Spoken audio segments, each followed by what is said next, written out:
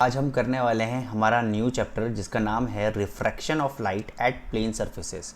ठीक है, तो बच्चों हमने क्लास 9 में रिफ्लेक्शन पढ़ा था, है ना। तो हमने जो रिफ्लेक्शन पढ़ा था उसमें हमने ये देखा था कि जो भी रिफ्लेक्शन होता है वो एक ही मीडियम पे होता है, राइट। बट रिफ्रैक्शन का केस अलग होता है। रिफ्रैक्शन के लिए ना दो मीडियम की ज़रूरत होती है ना। तो अच्छे से आज इस चैप्टर को देखेंगे और शुरू करते हैं।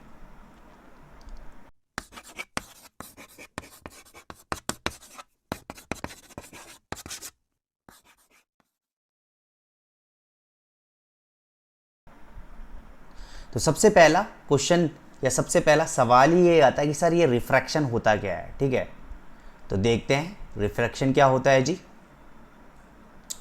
यहाँ पे हम देख सकते हैं कि रिफ्रैक्शन क्या होता है। ठीक है, what is refraction? The change in direction of the path of light when it passes from one transparent medium to another transparent medium is called refraction. ठीक है भाई, जब भी चेंज इन डायरेक्शन होता है, जब मैं एक और इसको मैं अच्छे से एक्सप्लेन करूंगा बच्चों। तो अभी डेफिनेशन देखी थी, अब इसको अच्छे से यहाँ पे देख लेते हैं। ये क्या कह रहा है? Change in direction of path of light when it passes from one transparent medium to another. तो यहाँ पे let suppose this is medium one और यहाँ पे मैं रख देता हूँ medium second. Let suppose this is air और ये हमारा वाटर हो गया नीचे। ठीक है भाई, तो भाई जब भी पाथ यहाँ पे देखो, change in direction of path, let suppose light मैंने यहाँ से मैंने लाइट दी इस पे। ठीक है, यहाँ पे इस पे लाइट स्ट्राइक हुई और जाना इस भाई को यहाँ था, इस लाइट को यहाँ था, और इसका जो पाथ है वो चेंज हो गया, वो इधर चले गया। ठीक है भाई, इसी को क्या बोलते हैं? रिफ्रैक्शन बोलते हैं। ठीक है, इसके सारे केसेस एक वन बाय वन अच्छे से देखेंगे। तो अब देखते हैं हम केस वन। देखते हैं केस वन। तो बच्चों यहाँ पे मैंने एक सरफेस बना दिया है एंड मैं बोलता हूँ यहाँ पे ये है मेरे पे मीडियम वन। ठीक है, और नीचे है मेरे पे मीडियम सेकंड। अब मीडियम वन को फील करने के लिए मैं ले लेता हूँ यहाँ पे एयर और नीचे ले लेता हूँ वाटर। ठीक है, ऊपर हवा नीचे पानी, है ना। तो मैं यहाँ से एक लाइट स्ट्राइक कराता हूँ। ठीक है, और ये जो लाइट रे है ये होगी मेरी इंसिडेंट रे। ठीक है जी, इंसिडेंट रे। यहाँ से ये मैं नॉर्मल ले जाता हूँ। ठीक है, ये नॉर्मल ले गया। अच्छा, अब केस वन मेरा क्या था कि भाई जब मैं रे ऑफ लाइट रेयरर से रेयरर मतलब हवा, रेयरर टू डेंसर। ठीक है, रेयरर टू डेंसर ले जाऊं, जब मैं light travel from rarer to denser it will bend towards the normal. यहां पे लिख देता हूं, it will bend towards the normal. बहुत इंपॉर्टेंट है, जब भी लाइट रेयरर से डेंसर जाएगी तो it will bend towards the normal. तो यहां से जो रिफ्रैक्टेड रे होगी ये नॉर्मल के तरफ इसका झुकाव ज़्यादा हो जाएगा। सो ये हो जाएगा मेरा incident angle of incident and this is my angle of refraction. में यहाँ पे जगह कम है तो मैं इसको थोड़ा सा मैं बना देता हूँ। तो ये हो जाएगा मेरा एंगल ऑफ रिफ्रैक्शन। ठीक है, यहाँ तक क्लियर हो गया? अच्छा जी, अब देखो बहुत इंपॉर्टेंट है ये, बच्चों को बहुत दिक्कत होती है इसमें। जो डायग्राम है आपकी बुक में दे रखा, अब ये लाइट तो ऐसे ही जानी थी, सीधे सीधे सीधे सीधे सीधे सीधे सीधे सीधे सीधे सीधे। ठीक है भाई, ठीक है, ये लाइट तो सीधे सीधे जानी थी। ठीक है ना, तो इस लाइट को मैं सीधे सीधे ले गया। ठीक है, अब यहाँ से देखिए, जब मैं स्लाइड को मैं सीधे सीधे सीधे ये ले गया तो ये वाला जो एंगल बनता है ये होता है मेरा डेविएशन। क्या बोलते हैं इसको? डेविएशन। और बहुत बच्चों को दिक्कत होती है, सर ये है क्या चीज़? ये आगे देखेंगे हम बहुत अच्छे से ये होता क्या है। ठीक है, जब प्रिज्म का केस देखेंगे तब अच्छे से देखेंगे। पर डेविएशन यहाँ पे फॉर्मूला है कि भाई deviation equals to R - I। तो ये deviation equals to R minus I क्यों है sir? Angle of refraction minus angle of incidence क्यों है? क्यों है मैं आपको बताता हूं। क्योंकि भाई याद रखिए कि भाई यहाँ पे जो मेरे पे एंगल ऑफ रिफ्रैक्शन है ना, वो हमेशा बड़ा होने वाला है एंगल ऑफ इंसिडेंस के। तो जो मेरा एंगल ऑफ रिफ्रैक्शन बड़ा है इंसिडेंट के, तो मैं ये बोल सकता हूं कि जो डेविएशन होने वाला है वो हो जाएगा आर माइनस आई। यहां तक क्लियर है कि नहीं है मेरे प्यारे बच्चों? यहां तक क्लियर है? बस आपको केस 1 ये याद रखना है, जब भी लाइट रेयरर से डेंसर को जाएगी तो it will always bend towards the normal, ठीक है। और ये वाला पार्ट है ये डेविएशन का, deviation is equal to R minus I, ठीक है ना? क्लियर है यहां तक? ठीक है, हमेशा रिफ्रैक्शन बड़ा होता है, ठीक है ना? तो deviation is equal to R minus I, तो बड़े वाले में से छोटे वाले को माइनस करोगे ना, तो हमेशा याद रखना जब भी ray of light travels from rarer to denser it will bend towards the normal. तो ये हमारा केस 1 है, ठीक है। आते हैं हम हमारा केस 2 पे। क्या होगा मेरा, या केस 2 क्या होगा मेरा? केस 2 में बच्चों अभी हमने रेयरर टू डेंसर देखा, ठीक है भाई। अब एक और केस लेते कि भाई जब एक और केस ले लेते हैं, when ray of light travels from denser to rarer। तो भाई डेंसर से रेयरर में अगर लाइट मैं क्या करूं, ट्रेवल कराऊं, तो क्या केस बनता है? देखो इसको फील करने के लिए ना ऐसे यही डायग्राम बनाता हूं मैं, नीचे वाटर है जी, ऊपर क्या है जी? एयर है जी।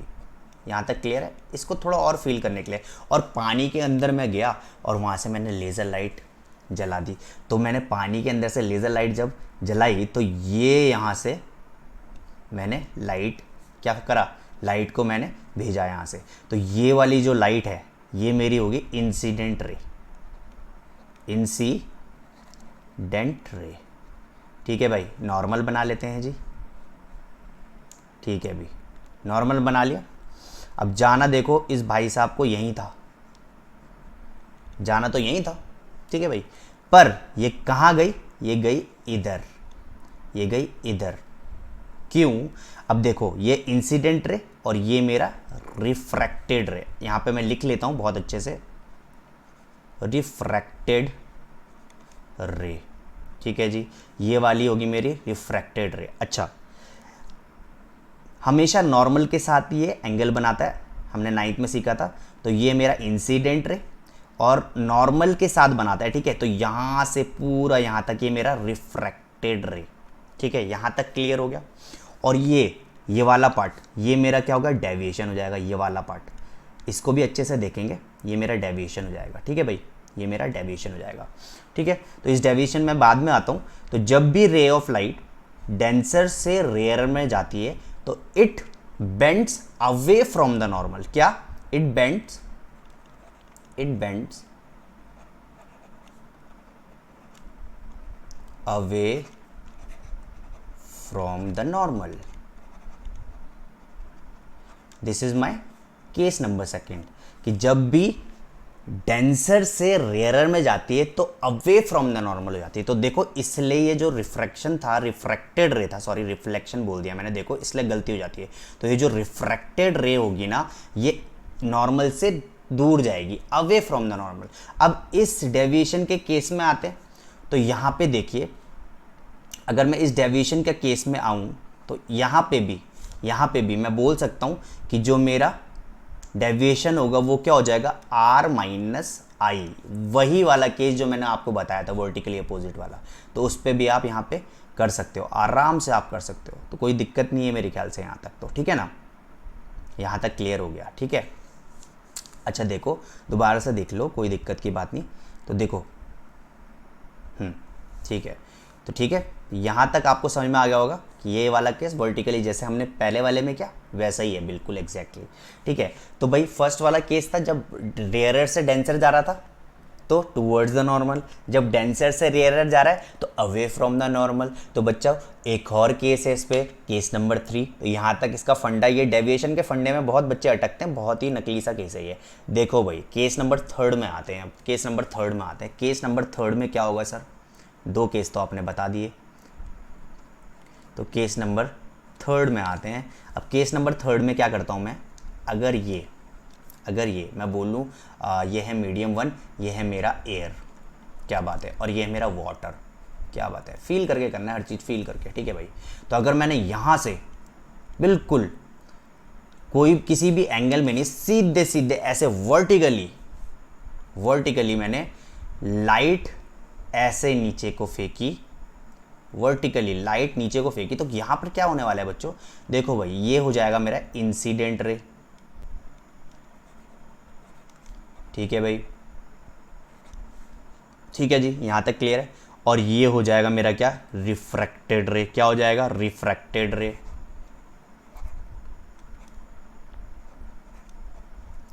अब यहाँ पे कहीं पे भी इधर उधर कुछ भी नहीं हुआ। क्यों नहीं हुआ? क्योंकि भाई ये डायरेक्ट पड़ रहा है, डायरेक्ट। भाई देखो यहाँ पे 90 डिग्री, अब देखो वर्टिकली बिल्कुल मैं ऐसे नीचे की तरफ लाइट फेंकता हूँ तो यहाँ पे कोई भी डेविएशन नहीं होगा, कुछ नहीं होगा, सीधे जाएगा और सीधे ऊपर को आ जाएगा। देखो ऐसे जा रहा है और ऐसे को सीधे से नीचे निकल गया। तो भाई सीधी सीधी बात है, सीधी सीधी बात है, यहाँ पे मेरा इंसिडेंट क्या हो गया? एंगल ऑफ इंसिडेंट क्या हो जाएगा? 0, ठीक है भाई। और एंगल ऑफ रिफ्रैक्टेड रे जो हो जाएगा वो भी 0 हो जाएगा। तो इस केस में क्या होता है ना बच्चों, जो केस 3 होता है, अगर मैं सीधे सीधे पानी पे ऐसे सीधे वर्टिकली लेज़र लाइट फेंक दूं तो कुछ नहीं होता, यहाँ पे एंगल ऑफ इंसिडेंट भी 0 और रिफ्रैक्टेड भी 0, ये सीधे के सीधे निकल जाता है। तो ये हमारे थे केस 3, ठीक है भाई। केस 1 भी देख लिया, केस 2 भी देख लिया, केस 3 भी देख लिया, और डेविएशन का ये ड्रामा भी देख लिया, ठीक है। इससे घबराना मत, बहुत बेकार सी चीज़ है, बहुत नकली सी चीज़ है। आगे अच्छे अच्छे करके देखेंगे, बहुत अच्छे से देखेंगे, ठीक है। प्रिज्म के केस में भी देखेंगे इसको अच्छे से, बहुत बच्चे इस पर घबरा जाते हैं। चलो देखते हैं हमारा नेक्स्ट केस क्या है। तो बच्चों अभी तो हमने तीनों केसेस देख लिए कि भाई मैंने क्या बोला, जब मैं रेयरर से डेंसर जाता हूँ तो क्या होता है? Bend towards the normal. और जब मैं डेंसर से रेयरर जाता हूँ तो away from the normal. Sir इस बात को बताओ भी तो, इसका कॉज ऑफ रिफ्रैक्शन क्या होता है?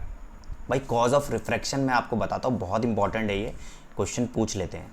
कॉज ऑफ रिफ्रैक्शन क्यों हुआ ऐसा, ठीक है। तो यहाँ पे देखिए, when a ray of light passes from one medium to another medium its direction changes because speed of light is going from one medium to another medium. If light slows down it bend towards the normal, and if light speed up it bend away from the normal. इसका मतलब क्या बच्चों कि भाई ये जो direction जो change हो रहा है ना, बेंड टूवर्ड्स द नॉर्मल और bend away from the normal, अगर मैं यहाँ से लाइट को यहाँ से फेंकूँ और इस देखो एयर में तो लाइट की स्पीड अलग थी, पर जैसे ये दूसरे मीडियम, जैसे ये वाटर में आया ना, वाटर में आया तो जब ये वाटर में आया तो लाइट की स्पीड कम हो गई। तो जब लाइट की स्पीड कम हो जाती है ना तो क्या होता है? It bend towards the normal, वो नॉर्मल के तरफ उसका झुकाव ज्यादा हो जाता है। पर क्या अगर लाइट पहले से ही हल्की है, पानी के अंदर है,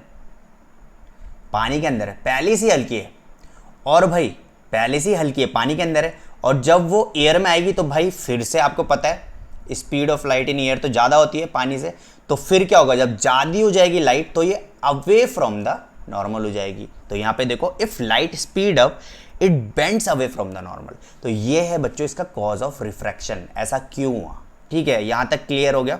अच्छा एक और केस है सर, ये तो आपने सही बता दिया कि भाई इस लाइट स्पीड बहुत तेज़ थी तो जब हल्के पे गई तो बेंड टूवर्ड्स द नॉर्मल हो गया, और जब बहुत हल्के से और फिर ज़्यादा में आए तो अवे फ्रॉम द नॉर्मल हो गया। तो सर केस 3 का केस जो 3 था उसमें तो ऐसा कुछ नहीं हो रहा था, तो उसमें तो आपने हमें धोखा दे दिया। तो केस 3 में भी आते हैं। तो केस 3 में क्या होता है आपको पता है भाई कि जो इंसिडेंट रे होती है वो 0 होती है, ठीक है ना, 0 डिग्री होती है, और रिफ्रैक्टेड रे भी 0 डिग्री होती है। आपको पता ही है एंगल ऑफ रिफ्रैक्शन भी 0 डिग्री होता है। तो इस केस में क्या होता है देखो, speed of light changes, speed of light जो होती है वो चेंज होती है भाई, बिल्कुल सही, यहाँ पे एयर है तो बहुत तेजी से आई होगी, पर यहाँ पे नीचे वाटर है तो स्पीड इसकी हल्की हो गई होगी, हल्की हो गई होगी, पानी में हल्की हो गई थी, स्पीड हल्की हो गई, पर जो इसका डायरेक्शन ऑफ लाइट है ना, जो डायरेक्शन है लाइट का, जो डायरेक्शन है, जो पाथ है ना, उससे वो हिली नहीं, क्योंकि भाई सीधी थी बिल्कुल 90 डिग्री पे थी, तो भाई ये भी 90 डिग्री पे होगा, तो बिल्कुल स्पीड तो उसकी हल्की हुई पर उसका डायरेक्शन चेंज नहीं हुआ, डायरेक्शन वहीं रहा जहां था। तो ये केस मेरे ख्याल से क्लियर हो गया होगा आपको, तीनों केस कि क्यों हुआ, कैसे हुआ, है ना। चलो भाई नेक्स्ट टॉपिक पे आते हैं अपने। तो बच्चों जो हमारा नेक्स्ट टॉपिक है वो है लॉ ऑफ रिफ्रैक्शन।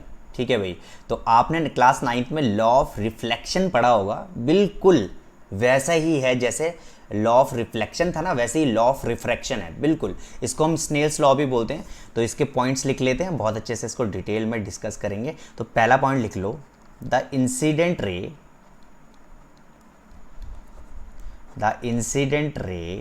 ठीक है भाई, द रिफ्रैक्टेड रे, the incident ray, the refracted ray and the normal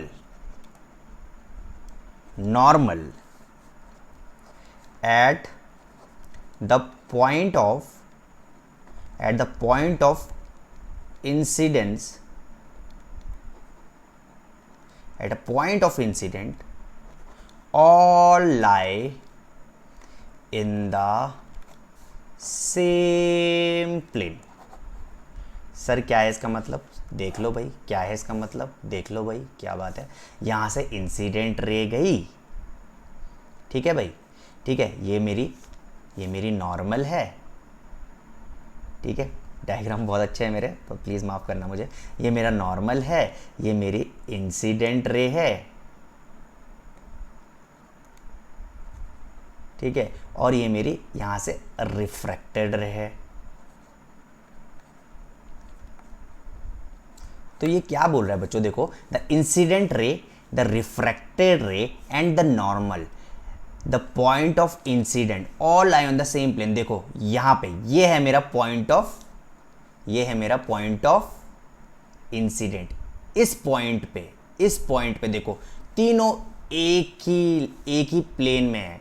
देखो lie on the same plane, देखो इस पॉइंट में तीनों एक ही पॉइंट पे हैं, तो इसी को क्या बोलेंगे हम, ठीक है। ये है मेरा first case of Snell's law कि भाई incident ray, refracted ray, normal at a point of incident, ये है मेरा point of incident, at a point of incidence, at a point of incident all lie in the same plane. This is my first point, ठीक है भाई।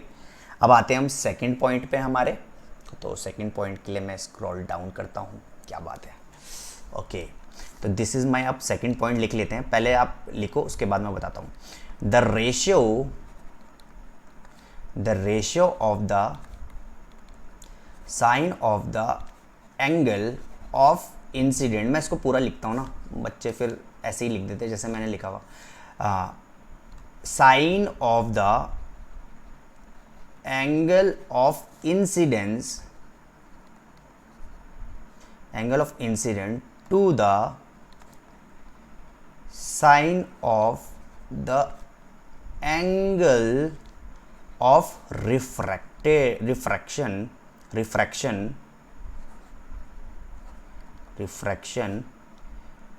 ठीक है, refraction is constant for the pair of given media। अब ये क्या है sir, देखो, या तो आप ये झमेला लिख लो या सिंपल से आप लिख सकते हो sine I upon sine R equals to constant, और आप इसको ऐसे भी लिख सकते हो म्यू, ऐसे कर, ठीक है। इसका ड्रामा भी अच्छे से समझाएंगे तो अभी बहुत धीरे धीरे करके स्टेप बाय स्टेप चलेंगे, ठीक है। अब ये जो कांस्टेंट है ना मेरे बच्चों, ये जो कांस्टेंट है ना, इस कांस्टेंट को मैं बोलता हूँ रिफ्रैक्टिव इंडेक्स। क्या बोलता हूँ मैं? Refractive index. और ये सर ड्रामा क्या है रिफ्रैक्टिव इंडेक्स का, वो तो आगे देखने ही वाले हैं, ठीक है। अच्छा जी, ठीक है जी। अब ये रिफ्रैक्टिव इंडेक्स मैंने इसको ऐसा लिखा, देखो बच्चे ना इसको प्रोनाउंस बहुत गलत करते हैं और इसको आपको समझना होगा क्योंकि क्वेश्चन ना ऐसे ही आएंगे आपको हिलाने के लिए। तो अगर मैं इसको ऐसे लिखा हुआ हूँ 1 म्यू 2, ऐसे नहीं पढ़ा जाएगा इसको। इसको कैसे पढ़ा जाएगा मैं बता देता हूँ, पहले आपको पढ़ना आना चाहिए।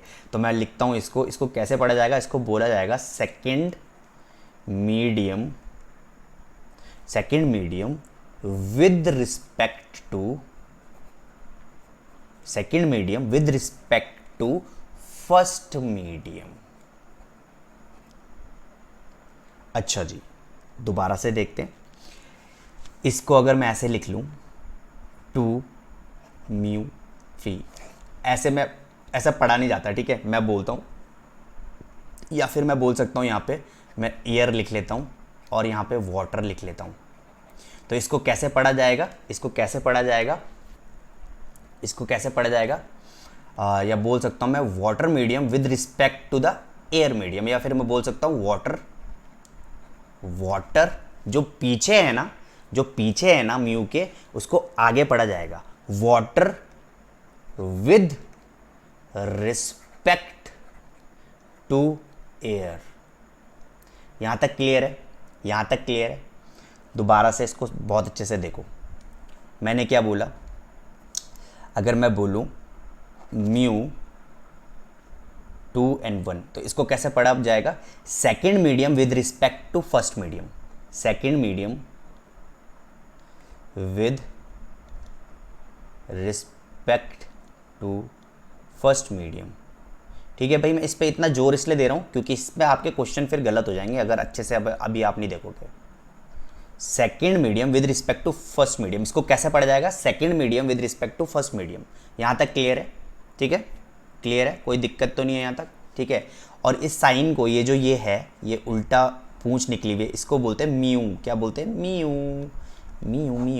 है ना, इसको बोलेंगे म्यू। ठीक है भाई, पढ़ा कैसे जाएगा समझ में आ गया ना? How to read. एक मैं एग्जाम्पल दे देता हूँ, फिर दोबारा से देखते हैं। अब आप अपने मन में बोलो फटाफट कैसे बोला जाएगा, जल्दी बोलो, आगे समझ में। मैं बताता हूँ इसको कैसे बोलते हैं, दोबारा से देखो। जो बाद में है उसको पहले लिखूंगा, तो क्या बोलूंगा? Air with respect to water. Clear है यहां तक? जो बाद में उसको पहले लिखोगे, air with respect to water. ठीक है, क्लियर है यहां तक? आगे बढ़ते हैं। तो बच्चों, अभी हमने देखा था रिफ्रैक्टिव इंडेक्स, तो रिफ्रैक्टिव इंडेक्स के बारे में और अच्छे से देखते हैं। तो रिफ्रैक्टिव इंडेक्स क्या होता है मैं यहाँ पे बताता हूँ। Sine of angle of incident of first medium upon the sine of angle of refraction in second medium. तो यही क्या होता है मेरा रिफ्रैक्टिव इंडेक्स, ठीक है ना। इसको और अच्छे से बताने के लिए, और अब आपको मेरे ख्याल से यहाँ तक तो इस वाले केस में आपको थोड़ा सा लगेगा कि सर क्या बता दिया आपने, पर अब जो मैं सेकंड वाली चीज़ बताने वाला हूँ आपको, वहाँ पे आप बिल्कुल पक्के हो जाओगे कि हाँ यार मेरे को ये आ गया है। तो रिफ्रैक्टिव इंडेक्स क्या होता है पहले दोबारा से देख लो। तो रिफ्रैक्टिव इंडेक्स यहाँ पे है sine of angle of incident of first medium upon sine of angle of refraction of second medium. और इसको मैं ऐसे भी बोल सकता हूँ, वी कैन से दैट, इसको मैं ऐसे भी बोल सकता हूँ कि जो म्यू होता है ना, म्यू वो क्या होता है? स्पीड ऑफ लाइट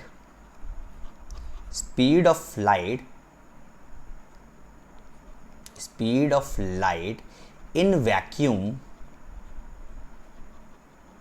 वैक्यूम, और मैं बोल सकता हूं एयर, वैक्यूम और एयर में speed of light in vacuum और air upon speed of light in that medium. Simple है, ठीक है भाई। तो म्यू कैसे निकलता है या रिफ्रैक्टिव इंडेक्स कैसे निकलता है कि भाई मैं क्या करूं, speed of light in vacuum upon speed of light in that medium, या किस में, या speed of light in air, और नीचे बोल सकता हूँ speed of light in water. ठीक है, जो भी मीडियम मुझे गिवन होगा तो मैं स्पीड ऑफ लाइट दोनों में निकाल लूँगा अपॉन करके। ठीक है, speed of light in air upon speed of light in water, तो यही क्या होता है मेरा म्यू, और इसी को मैं क्या बोलता हूँ मेरे बच्चों, रिफ्रैक्टिव इंडेक्स। क्या बात है ना। और बहुत इंपॉर्टेंट, मैं दूसरी बार बोल रहा हूँ, अगर मैं इसको ऐसे लिखता हूँ तो इसको मैं कैसे प्रोनाउंस करूँगा, कैसे बोलूँगा, रिफ्रैक्टिव इंडेक्स। मैं बोल सकता हूँ refractive index of second medium, refractive index of second medium with respect to first medium, with respect to first medium. ठीक है ना, आपको पढ़ना आना चाहिए, पता होना चाहिए। ठीक है, ओहो बहुत स्पेलिंग मिस्टेक हो जाती है। ठीक है जी, यहाँ तक क्लियर है। और आपको पता होगा छोटी छोटी चीज़ें, छोटी छोटी पर मगर मोटी बातें भी मैं आपको बताऊंगा। तो स्पीड ऑफ लाइट देख लेते हैं। स्पीड ऑफ लाइट है ना, स्पीड ऑफ लाइट क्या होती है भाई मेरी, 3 × 10⁸ मीटर पर सेकेंड। ठीक है, अलग अलग बुक में अलग अलग हैं, ऊपर नीचे हो सकता है। ठीक है, स्पीड ऑफ लाइट है पे 3 × 10⁸ मीटर पर सेकेंड, और speed of light in water है 2.25 × 10⁸ मीटर पर सेकेंड। ठीक है भाई, तो ऐसे करके आपको रिफ्रैक्टिव इंडेक्स निकालने को आएगा। बहुत इजी है, आप भी समझ गए होंगे, है ना। इस रिफ्रैक्टिव इंडेक्स क्या होता है भाई, speed of light in water upon speed of light in air. कोई भी जो दो मीडियम दिया हो आपको, अगर उसको रिफ्रैक्टिव इंडेक्स निकालना है तो दोनों की स्पीड ऑफ लाइट से रेशियो में लिख लो, है ना, first medium upon second medium. बिल्कुल सही। ठीक है, यहाँ तक समझ में आ गया। ठीक है, ठीक है, अच्छा जी, ठीक है, यहाँ तक क्लियर हो गया। हम बढ़ते हैं आगे। ओके, अब मैं एक और चीज़ बता देता हूँ। हाँ, लिखो कंडीशन, सब चीज़ कवर करेंगे। ठीक है, condition for a light ray, condition for a light ray to pass undeviated, है ना, ऑन रिफ्रैक्शन। भाई क्या क्या कंडीशन हो सकती है जब लाइट क्या है, अनडेविएटेड, मतलब ना तो वो इधर जाए बेंड टुवर्ड्स द नॉर्मल, ना तो अवे फ्रॉम द नॉर्मल जाए, बिल्कुल जैसे आई थी वैसे ही चले जाए। कंडीशन क्या है लाइट रे की जब वो अनडेविएटेड हो जाए, क्या कंडीशन हो सकती है। तो भाई हमें पता है, सर कैसे सवाल पूछ रहे हो, अभी तो पढ़ाया था। तो केस जो थर्ड था वाला केस, कि भाई अगर मैं लाइट को, इंसिडेंट को बिल्कुल परपेंडिकुलर डाल दूं तो भाई ये बिल्कुल अनडेविएटेड होकर नीचे चल जाएगी, है ना, जहाँ पे एंगल आई इक्वल्स टू 0 था और एंगल आर जो रिफ्रैक्शन था वो भी 0 था। ठीक है, ये तो पहला केस था जहाँ पे अनडेविएटेड हो जाएगी। भाई दूसरा केस भी है, और सर दूसरा केस तो आपने बताया नहीं, आपने धोखा दे दिया, ऐसा थोड़ी ना होगा भाई, क्या बात कर रहे हो। सेकंड केस देखो, सेकंड केस देखो, कब कब कब वो अनडेविएटेड रहेगी, कब वो अनडेविएटेड रहेगी, कौन, रे कब अनडेविएटेड रहेगी। तो सेकंड केस क्या है इसमें, जब व्हेन, लिखो when refractive index of second medium, when refractive index of second medium is same as the medium 1। क्या बात कर दी सर आपने, है ना भाई। कब दूसरा केस ऐसा कब होगा, जब वो अनडेविएटेड रहेगी, रे अनडेविएटेड रहेगी। कब, जब refractive index of second medium जो हो ना वो इक्वल हो जाए refractive index of first medium के। तब वो केस होगा जब वो अनडेविएटेड होगी, मतलब ना इधर जाएगी ना उधर जाएगी, सीधे सीधे चल जाएगी। ये हमारा दूसरा केस हो गया। ठीक है भाई, ये क्या था हमारा condition for a light ray to pass undeviated on refraction. पहला तो केस 3 था। दूसरा क्या कि जब refractive index of second medium is equal to refractive index of first medium हो जाए तो भी वो अनडेविएटेड रहेगी। यहां तक क्लियर हो गया मेरे प्यारे बच्चों? तो मैं यहां पे लिख सकता हूं refractive index of second medium is equal to refractive index of first medium. जब ऐसा होगा तो ये अनडेविएटेड रहेगी। ठीक है भाई, ठीक है, यहाँ तक क्लियर है? आगे बढ़ते हैं जी, आगे बढ़ते हैं जी, आगे बढ़ते हैं। तो बच्चों जो हमारा नेक्स्ट टॉपिक है वो है effect on speed, wavelength and frequency due to the refraction of light. तो भाई रिफ्रैक्शन ऑफ लाइट के कारण इन तीनों में क्या क्या फर्क पड़ता है, क्या क्या इफेक्ट आता है। ठीक है भाई, सबसे पहले स्पीड में आते हैं हम। तो स्पीड में क्या होता है, जब भी हमारा रिफ्रैक्शन होता है, ठीक है, when a ray of light get refracted from rarer to denser. भाई मैंने आपको बताया जब रेयरर से डेंसर में जाता है तो स्पीड ऑफ लाइट क्या होती है, डिक्रीज हो जाती है। क्या हो जाती है, स्पीड ऑफ लाइट डिक्रीज हो जाती है रेयरर से डेंसर में। ठीक है ना, और अगर डेंसर से रेयर में जाती है तो स्पीड बढ़ जाती है। सिंपल सी बात, ये मैंने आप पिछले बार आपको बताया था। ठीक है, तो देखो ये एयर है, ये वाटर है। ठीक है, तो यहाँ से लाइट जाएगी। अब जब भाई डेंसर में जाएगी तो स्पीड बहुत कम हो जाएगी, आहा बहुत कम हो जाएगी। तो क्या हो रहा है, रेयर से डेंसर में गया तो स्पीड कम हो गई। और जब जब जब डेंसर से रेयर में गया तो भाई पहले ही स्पीड कम थी पानी में, और जैसी एयर में आई स्पीड तेज हो गई भाई तुरंत। ठीक है भाई, तो क्या हुआ, स्पीड ऑफ लाइट डिक्रीजेस, घटती है जब रेयरर से डेंसर में जाता है और बढ़ जाती है जब डेंसर से रेयरर में जाता है। तो ये तो था हमारा स्पीड का केस जी। आते हैं हमारा नेक्स्ट वाला केस, स्पीड हो गया।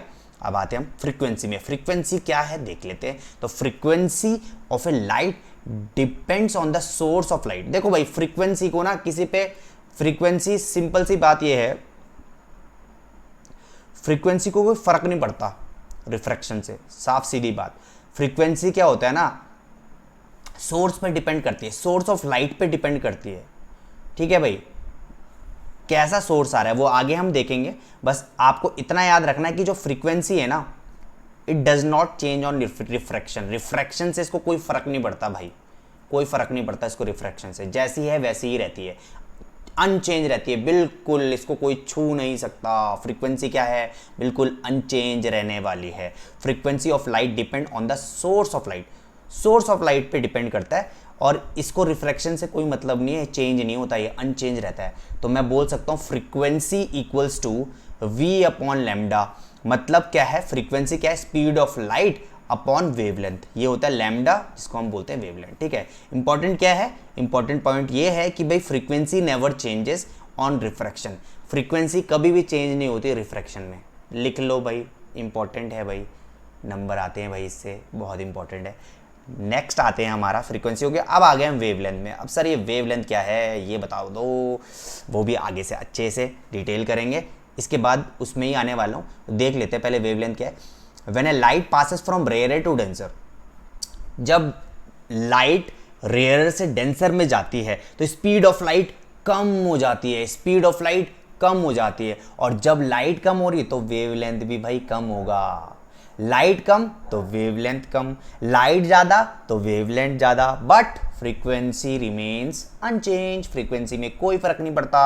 ऐसी similarly when light passes from denser to rarer, speed of light increases, speed of light increases, so the wavelength also increases, but frequency remains unchanged। इसका मतलब क्या भाई, v और लैम्डा ना भाई बहन है, डायरेक्टली प्रोपोर्शनल है भाई ये एक दूसरे के। ये बढ़ेगा तो ये भी बढ़ेगा, ये घटेगा तो लैम्डा भी घट जाएगा। क्लियर है, फ्रीक्वेंसी और वेवलेंथ में क्लियर हो गया, दिक्कत नहीं है यहाँ तक। इसको नोट डाउन करो, आगे बहुत डिटेल से देखेंगे ना, क्यों टेंशन लेते हो। चलो भाई नेक्स्ट टॉपिक आते हैं हमारा। तो बच्चों जो हमारा नेक्स्ट टॉपिक है वो है factors affecting the refractive index of a medium. ठीक है, तो क्या फैक्टर्स है जो अफेक्ट करते हैं रिफ्रैक्टिव इंडेक्स को? सबसे पहला है nature of a medium, simple सी बात। तो भाई जितना ऑप्टिकल डेंसिटी होगी, है ना भाई, तो उसकी नेचर ऑफ द मीडियम पे डिपेंड करता है। तो रिफ्रैक्टिव इंडेक्स क्या होने वाला है, देखो, the factor affecting the refractive index of a medium. तो क्या फैक्टर अफेक्ट करते हैं रिफ्रैक्टिव इंडेक्स को? तो सबसे पहले तो उसका डेंसिटी, ऑप्टिकल डेंसिटी, ठीक है जी। दूसरा आता है उसका फिजिकल कंडीशन। तो फिजिकल कंडीशन में भाई जितना ज़्यादा टेम्परेचर होगा उतना ही कम रिफ्रैक्टिव इंडेक्स होगा, या फिर मैं बोल सकता हूँ कि स्पीड ऑफ लाइट पे भी डिपेंड करता है। तो जितना स्पीड ऑफ लाइट होगी उतना कम रिफ्रैक्टिव इंडेक्स होगा, है ना। थर्ड बट मोस्ट इंपॉर्टेंट, यहाँ पे बहुत इंपॉर्टेंट है ये टॉपिक, और इससे क्वेश्चंस बहुत बनते हैं बच्चों, the colour and wave length of light. ठीक है ना, यहाँ पे बहुत इंपॉर्टेंट है कि जो स्पीड ऑफ लाइट है ना, speed of light is different in different colours. तो भाई speed of light is different in different colours, ठीक है ना। और अभी मैंने आपको अभी बताया था कि जो v होता है ना वो directly proportional to the lambda होता है, मतलब वेवलेंथ। ठीक है, तो स्पीड ऑफ लाइट जितनी बढ़ेगी उतना ही ज़्यादा उसका वेवलेंथ होगा, है ना। ठीक है, तो यहाँ से आप एक कंडीशन ले सकते हैं, एक कंडीशन आप ये ले सकते हो। सबसे पहले तो मैं कलर्स लिख लेता हूँ, ठीक है, विबग्योर। ठीक है, ये आपको पता होगा, रेनबोज के कलर हैं, VIBGYOR,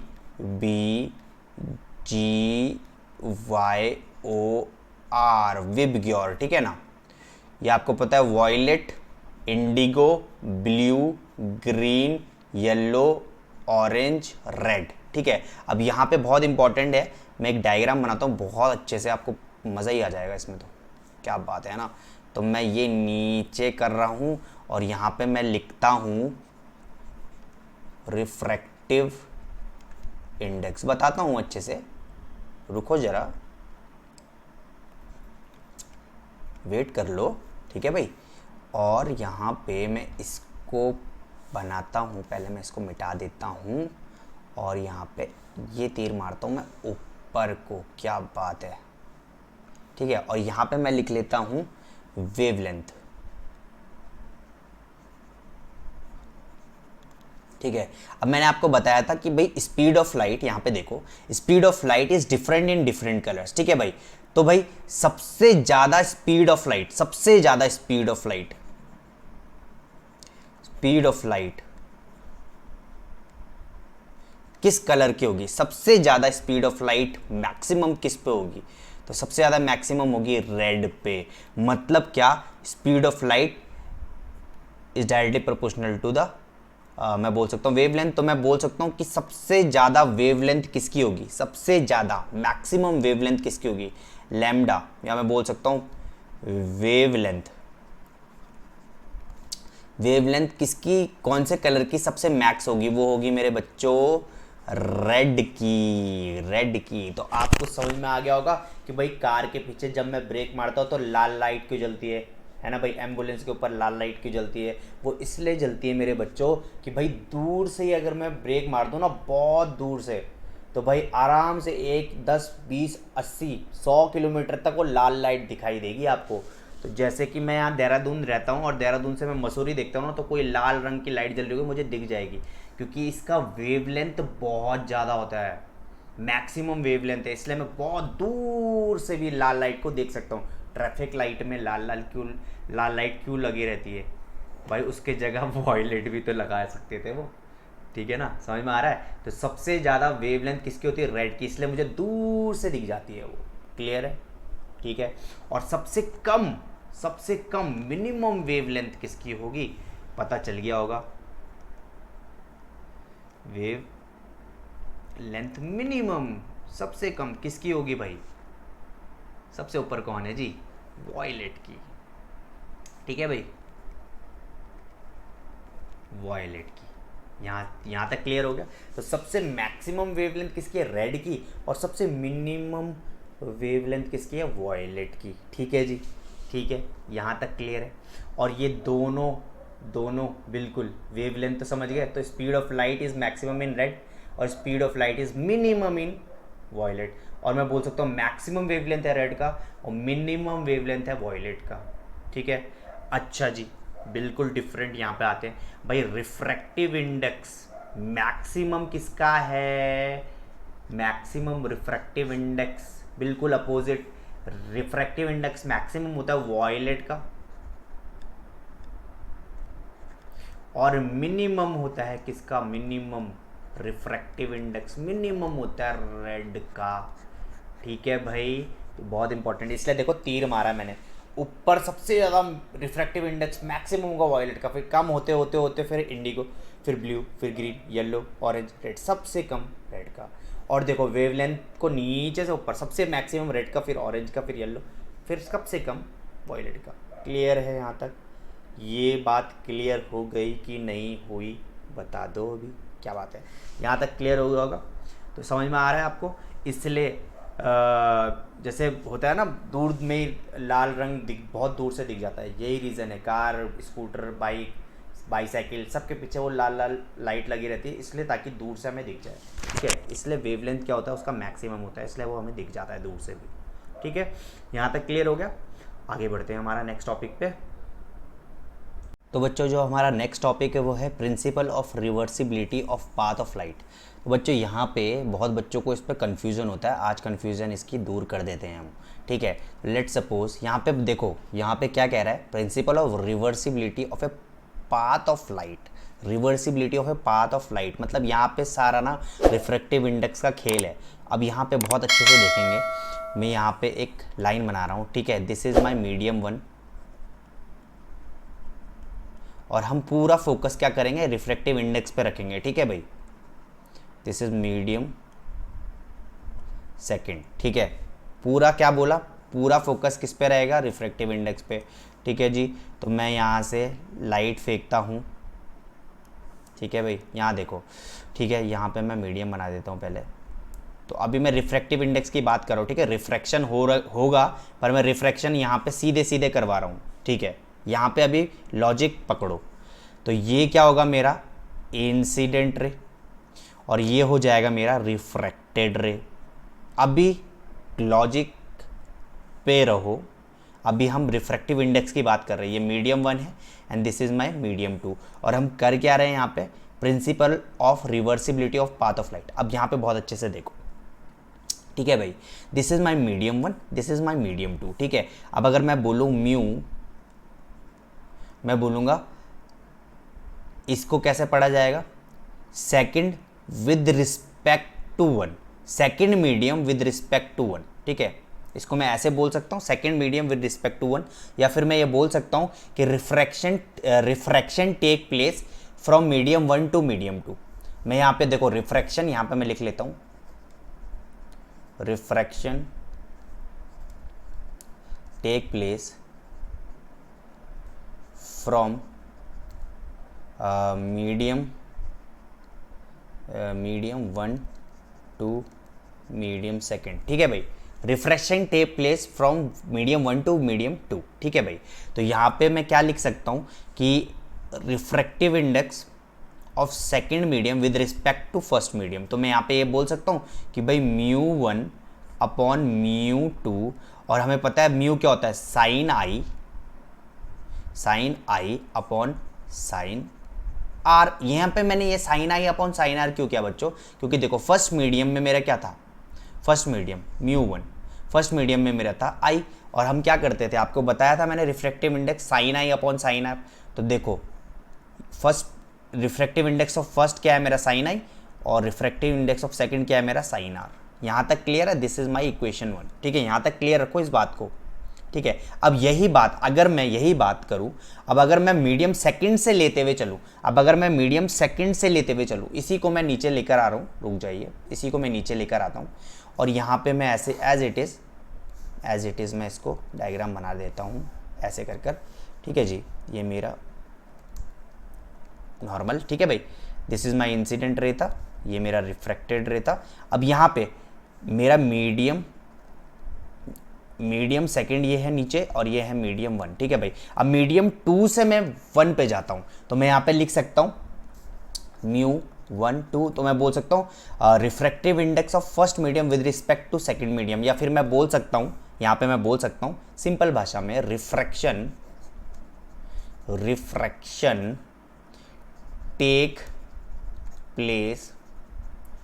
place from medium second to medium first. ठीक है भाई, अब यहाँ पे देखो मैंने नीचे से ले गया, ठीक है भाई, तो यहाँ से गया, यहाँ से गया। अब देखो ध्यान से, अब मैं क्या करूँगा, यहाँ पे क्या करूँगा, अब मैं यहाँ से हो रहा है मीडियम सेकंड से मीडियम वन पे जा रहा है, तो क्या करूँगा मैं यहाँ पे, देखो बहुत अच्छे से देखना, μ2 अपॉन μ1, और यहाँ पे मैं बिल्कुल यहाँ पे मैं क्या करूँगा, साइन आर, यहाँ पे अब मैं यहाँ से गया ना, तो यहाँ हो जाएगा साइन आर अपॉन साइन आई। यहाँ तक क्लियर हो गया, this is my equation number second. ठीक है भाई, यहाँ तक क्लियर, यहाँ तक कोई दिक्कत नहीं है, कोई प्रॉब्लम नहीं है।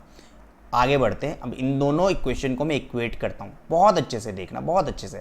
यहाँ पे देखा अभी μ1 upon μ2 equals to sine I upon sine R आया, सेकंड वाले में आया μ2 upon μ1 equals to sine R upon sine I. अब इसको मैं कैसे इक्वेट करता हूँ आगे देखिए। ठीक है, अब इसको मैं इन दोनों इक्वेशन को मैं इक्वेट करता हूँ, इक्वेटिंग इक्वेशन 1 एंड सेकेंड, इन दोनों को मैं सॉल्व करता हूँ। तो देखो फर्स्ट वाला क्या था, देखो मेरा ये था, ये पूरा का पूरा, तो मैं एज इट इज़ इसको ज्यों के त्यों नीचे उतार देता हूँ। रुको, तो मैं इसको उतार देता हूँ, देखो बहुत अच्छे से, mu second with respect to 1, और मैं इसको ऐसे भी लिख सकता हूँ, ऐसे भी लिख सकता हूँ, कैसे, μ1 upon μ2 equals to sine I upon sine R. ठीक है भाई, दिस इज़ माई इक्वेशन 1 थी। अब दोनों को मैं इक्वेट कर रहा हूँ, पहले मैं इन दोनों इक्वेशन को लिख देता हूँ। फिर सेकंड इक्वेशन मेरी थी 1 विद रिस्पेक्ट टू 2, और यहाँ पे था μ2 upon μ1 equals to sine R upon sine I. ये मेरी इक्वेशन नंबर सेकंड थी। अब इन दोनों को इक्वेट करना है, देखो तो मैं क्या करता हूँ, इसको और इसको इक्वेशन में लेता हूँ, और इसको और इसको इक्वेशन में लेता हूँ। तो देखो मैं क्या कर सकता हूँ, यहाँ पे ये हो गया mu second medium with respect to first medium multiplication first medium with respect to second medium equals to this and this, इन दोनों को मैं मल्टीप्लाई करता हूँ। तो साइन आई अपॉन साइन आर मल्टीप्लाई में this is my left hand side and this is my right hand side, इन दोनों को इक्वेट करूँगा तो ऐसे ही आ जाएगा, ये हो जाएगा साइन आर अपॉन साइन आई। देखो इससे ये कैंसिल, इससे ये कैंसिल, तो मेरे पे क्या बचा मेरे प्यारे बच्चों, मेरे पे बचा mu second medium with respect to first medium और first medium with respect to second medium equals to 1। अब मैं इसको नीचे शिफ्ट कर देता हूँ, तो देखो यहाँ पे क्या हो गया, अब आया principle of reversibility of path of light का केस। अब देखो second medium with respect to first medium equals to 1 upon first medium with respect to second medium, या तो मैं इसको ऐसे भी बोल सकता हूँ, या फिर मैं इसको, अब इसको पहले मैंने इसको नीचे शिफ्ट किया, अब मैं इसको नीचे शिफ्ट कर देता हूँ, तो इसको मैं ऐसे भी लिख सकता हूँ, first medium with respect to second medium equals to 1 upon second medium with respect to first medium. तो इसको मैं ऐसे भी लिख सकता हूँ और ऐसे भी लिख सकता हूँ। अब बच्चा आप बोलोगे सर ये ड्रामा क्या कर दिया आपने, ये तो बुक में भी था। अब मैं बहुत अच्छे से बताता हूँ, रिफ्रैक्टिव इंडेक्स के केस में रिवर्स भी कर सकता हूँ, जैसे कि अगर मैं बोलूँ if refractive index of glass with respect to air अगर मैं करूं, तो मैं इसको कैसे लिख सकता हूं, refractive index of glass with respect to air. तो मैं इसको कैसे लिख सकता हूं, मैं इसको ऐसे लिख सकता हूं, यू पहले ग्लास है तो मैं glass with respect to air, तो मैं इसको ऐसे लिख सकता हूं। और लेट सपोज इसका आंसर है 3/2, लेट सपोज कर लिया मैंने, इसका आंसर रहा 3/2। तो अगर मैं इसको रिवर्स कर दूं, क्या कर दूं, रिवर्स कर दूं, तो क्या हो जाएगा, देखो अगर मैं इसको ऐसे कर देता कि refractive index of air with respect to glass, तो ग्लास को आगे ले लिया, तो air with respect to glass करता, तो जो मेरा glass with respect to air है ना, उसमें क्या कर दूं मैं, रेसिप्रोकल कर दूं। देखो रेसिप्रोकल कर दूं, मतलब क्या, तो मैं इसको ऐसे कर सकता हूँ 3/2, तो ये ऊपर जाएगा तो ये हो जाएगा mu air with respect to glass, ये हो जाएगा मेरे पे 2/3। यही है मेरे प्यारे बच्चों क्या, reversibility of a path of light का केस। सिंपल, क्लियर है। एक चीज़ और मैं बता देता हूँ आपको, जैसे कि हमको पढ़ना तो आ गया, हमको पढ़ना सर आ गया, सर मैं चैंपियन हो गया सर, मुझे पढ़ना आ गया। जैसे कि म्यू, अगर मैं इसको ऐसे बोलूँ, इसको मैं कैसे पढ़ूंगा, इसको मैं पढ़ूंगा refractive index of air with respect to water. ठीक है भाई, refractive index of air with respect to water, यहाँ तक क्लियर है। पर जब इसको मैं करूँगा ना, तो ये जो वाटर है ये ऊपर ही आएगा और ये एयर है ये नीचे ही आएगा। जो पहला वो ऊपर, जो दूसरा वो हमेशा नीचे। जो पहला वो हमेशा ऊपर, जो दूसरा वो हमेशा नीचे। पर पढ़ेंगे कैसे? Refractive index of air with respect to refractive index of water. और इसको लिखेंगे कैसे? हमेशा पहले वाला ऊपर आता है, दूसरा वाला हमेशा नीचे आता है। यहाँ तक क्लियर हो गया मेरे प्यारे बच्चों? तो आगे बढ़ते हैं। क्या बात है, क्या बात है। टॉपिक है वो है हमारा verification of a law of refraction. ठीक है, इसका वेरिफिकेशन करना है। ठीक है, कैसे हम इसको वेरीफाई कर सकते हैं? तो इसका एक एक्सपेरिमेंट है जो आप फिज़िक्स लैब में कभी जाओगे नहीं, क्योंकि कोरोना वायरस चल रहा है। तो हम चाहते हैं कि अब मेरे पे भी कुछ ग्लास लैब नहीं तो मैं करके बता देता, पर मैं कोशिश ये करूँगा कि आपको बिल्कुल अच्छे तरीके से बता पाऊँ और आपको रिलेट कर पाऊँ जो मैं कहना चाह रहा हूँ। ठीक है, मैंने एक ग्लास स्लैब लिया, this is my glass slab. ठीक है, ये एक कांच का स्लैब है। ठीक है, और मैंने इसको पेपर के ऊपर रख दिया। ठीक है, अब मैंने क्या किया, यहाँ पे ना पिन लगा दी। क्या लगा दी? पिन लगा दी। क्या? एक पिन यहाँ पे और एक पिन यहाँ पे लगा दी। ठीक है भाई, फिर मैंने इसको नीचे से देखा और मैं यहाँ पे आपके पास ले चलता हूँ। देखो देखो, ये मेरी एक पिन है, ये मेरा पिन 1, मैं इसको यहाँ पे लिखता हूँ। ये देखो, ये मेरी पिन 1 हो गई, पिन ए, और ये मेरी पिन बी हो गई। ठीक है, अब इसको मैं नीचे से देखता हूँ तो देखो यहाँ पे, फिर मैं इसको नीचे से देखता हूँ तो देखो मुझे कहाँ पे पिन लगानी पड़ेगी। इसी को देख के मुझे यहाँ पे पिन लगानी पड़ेगी, तो मैं यहाँ पे लगाऊंगा एक पिन और उसी के पीछे देखो यहाँ पे लगाऊंगा। मतलब मैं इसको ऐसे देखूंगा, कि जो ये वाली पिन है ना, ये वाली पिन है ना, ये छुप जाए इसके पीछे, बिल्कुल एक स्ट्रेट लाइन पे दिखूंगा ऐसे करके। तो एक यहाँ पे और मैं एक यहाँ पे, तो मैं इसके ऐसे पिन लगाऊंगा ताकि जो पीछे वाली पिन है वो पूरी की पूरी छुप जाए। ठीक है, तो इसको मैं ऐसे लगाऊंगा और जब इसको मैं यहाँ पे पिन लगा दूंगा, फिर मैं स्केल से लाइन खींचूंगा। तो मैं यहाँ पे ऊपर चढ़ता हूँ, तो यहाँ पे देखो मैंने यहाँ पे एक पिन लगाई थी, यहाँ पे देखी थी, और अब मैंने यहाँ नीचे से देखा, इधर से मैंने देखा, तो फिर मैंने इसी के ऊपर एक पिन यहाँ लगाई और फिर यहाँ पे लगाई। मैंने देखा कि भाई ये एक दूसरे को कोइंसाइड कर रहे कि नहीं कर रहे, तो एक दूसरे को एक के पीछे एक छुप जा रहा है। तो मैंने यहाँ लगाई, फिर मैंने लाइन खींची, जैसे हम करते ही हैं। तो मैंने लाइन खींची यहाँ पे, फिर रेयर से डेंसर जा रहा है तो क्या होगा? Towards the normal. तो ये टूवर्ड्स द नॉर्मल मैंने यहाँ पर कर दिया। ठीक है, ये टूवर्ड्स द नॉर्मल होगा। फिर देखो, फिर क्या होगा? डेंसर से फिर रेयर में जा तो अवे फ्रॉम द नॉर्मल। ठीक है भाई, अवे फ्रॉम द नॉर्मल, तो देखो यहाँ पे हो गया। और this is my angle of emergence and this is my angle of incidence. ठीक है ना। और ये जो लाइट रे है, ये जो रे है, ये क्या है? मेरा डायरेक्शन ऑफ इंसिडेंट रे। भाई यहाँ से अगर ये स्लैब नहीं होता तो लाइट तो ऐसी ही जानी थी ना। तो ये क्या है भाई? मेरी डायरेक्शन ऑफ इंसिडेंट रे है। अगर यहाँ पे कुछ नहीं होता तो लाइट तो सीधे ट्रेवल पे सीधे चलती है लाइट, है ना। तो सीधा अगर ये ग्लास स्लैब नहीं होता तो सीधे ही चलनी थी। तो ये क्या है? मेरा डायरेक्शन ऑफ इंसिडेंट रे। ठीक है ना भाई। तो यहाँ से मैं एक्सपेरिमेंट मैंने ये करा और मैंने यह प्रूव कर दिया कि भाई verification of law of refraction. मैं मेरे पे ग्लास स्लैब नहीं है, तो मैं करके बहुत अच्छे से बताता आपको। तो आपको क्या करना है? ग्लास स्लैब रखना है किसी भी पेपर के ऊपर, और यहाँ पे एक पिन लगानी है, फिर दूसरी पिन लगानी है, और नीचे देखना है, नीचे से देखना है। जैसे मैं थोड़ा सा नीचे आऊँ, मैं रिलेट करना है मेरे पे, मैं नीचे से देखूंगा तो देखो, ये देखो मुझे इसी के सीध पे ऐसे पिन लगानी है ताकि ये छुप जाए। मतलब 2 पिन मैं एक यहाँ लगाऊंगा और एक यहाँ लगाऊंगा, और ये पीछे वाला छुप जाए उस पिन से।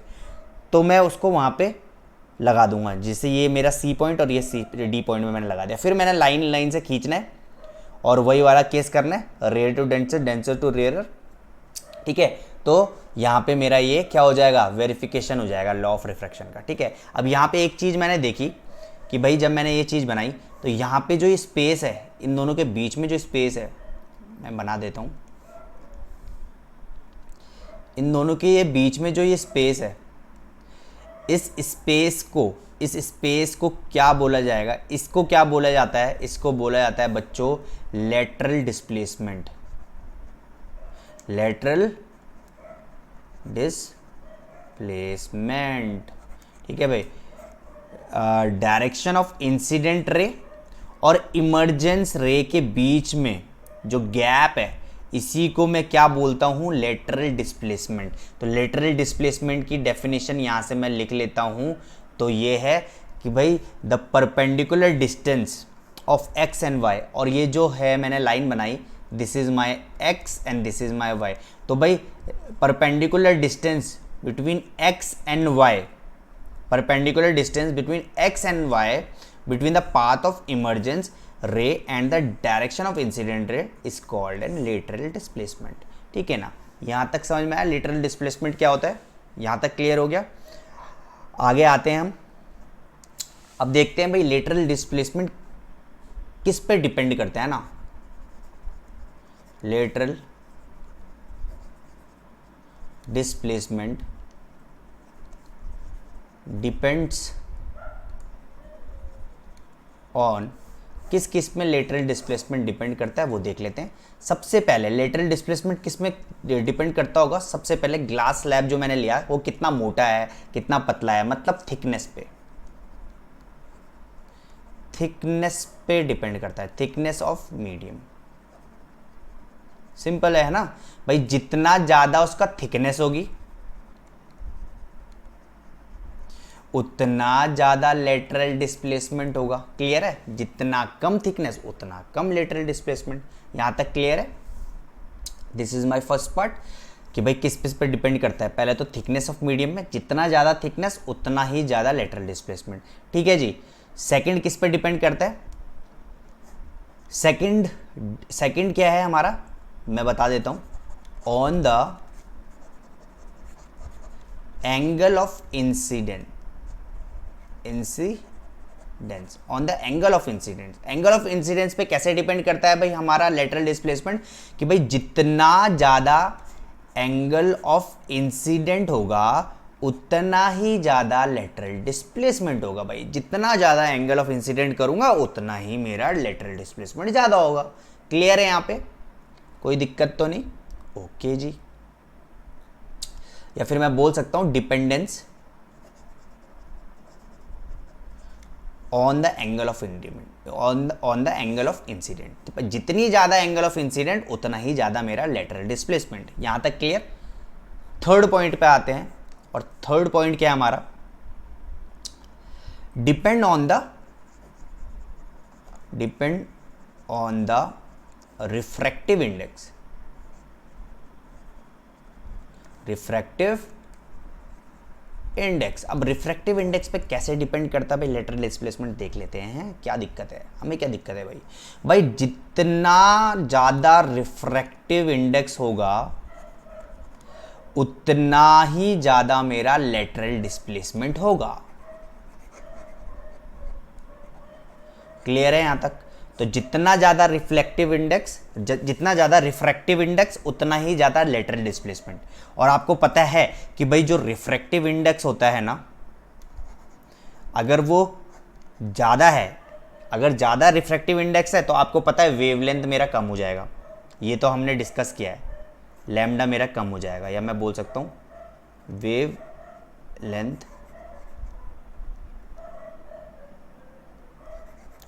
मेरा कम हो जाएगा। ठीक है ना। तो रिफ्रैक्टिव इंडेक्स ज़्यादा तो लेटरल डिस्प्लेसमेंट ज़्यादा, रिफ्रैक्टिव इंडेक्स ज़्यादा तो वेवलेंथ मेरा कम। क्लियर है। तो इन दोनों के कंक्लूजन से मैं ये बोल सकता हूँ,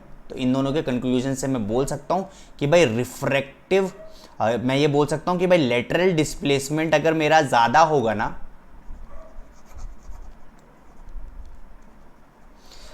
इन दोनों के कंडीशन से मैं बोल सकता हूँ कि भाई लेटरल डिस्प्लेसमेंट अगर मेरा ज़्यादा होगा ना, तो मेरा वेवलेंथ कम हो जाएगा। सिंपल है। इन दोनों से मैं बोल सकता हूँ कि जितना ज़्यादा लेटरल डिस्प्लेसमेंट होगा उतना ही कम मेरा क्या होगा, वेवलेंथ होगा। यहाँ तक क्लियर है कि नहीं है बात? यहाँ तक क्लियर है ना? सो मैं ये एक बात बोल सकता हूँ, इसको रिलेट करना आप। वॉयलेट जो है ना, जो वॉयलेट कलर है उसका वेवलेंथ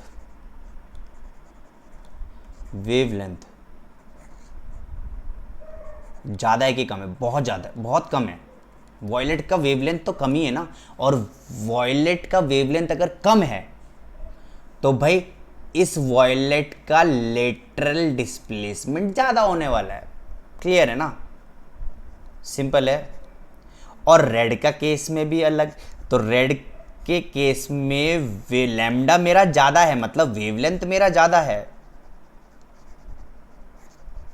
ठीक है, वेवलेंथ मेरा ज़्यादा है, तो रेड का लेटरल डिस्प्लेसमेंट मेरा कम हो जाएगा। तो lateral displacement of red is minimum. Simple है। तो यहाँ तक क्लियर हो चुका है हम लोगों को, कोई दिक्कत कोई परेशानी नहीं। तो यहाँ तक जो हमारा पार्ट 1 है, मैं इसको 3 पार्ट में डिवाइड करूँगा। तो ये जो मेरा पार्ट 1 है ये अभी हमारा फिनिश हो चुका है।